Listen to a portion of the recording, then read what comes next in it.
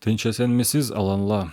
В этом видео я хотел, скажем так, попробовать сделать прогноз на ближайшие 10 лет касательно положения Алан, Карачая и Балкарии, а также и других коренных народов, которым не повезло оказаться в российской тюрьме народов.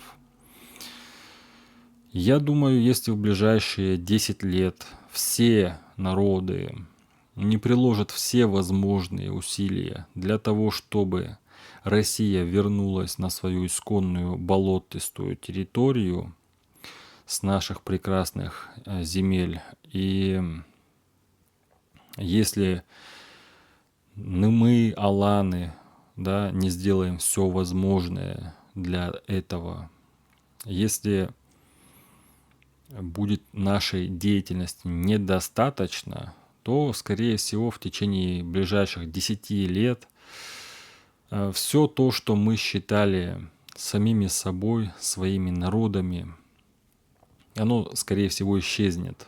И исчезнет окончательно, бесповоротно.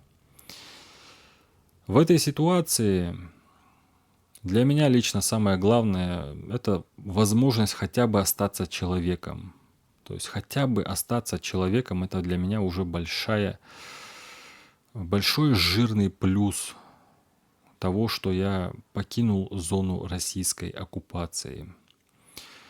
Я надеюсь, что у нас получится все-таки сформировать свое правительство в изгнании.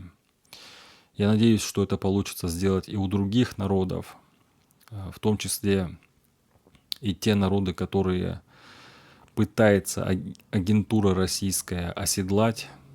Вот.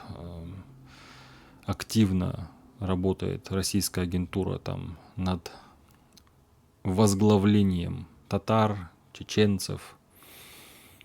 В общем, ведется такая работа. Вот.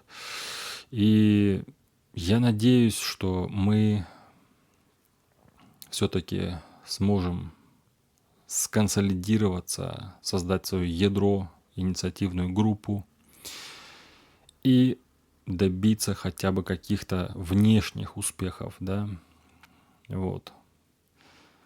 Ну вот, ближайшие 10 лет, независимо даже от итогов текущей войны, будут очень тяжелыми во всех смыслах слова. Такие вот у меня мысли. Эсен Кюрешейк Аланла.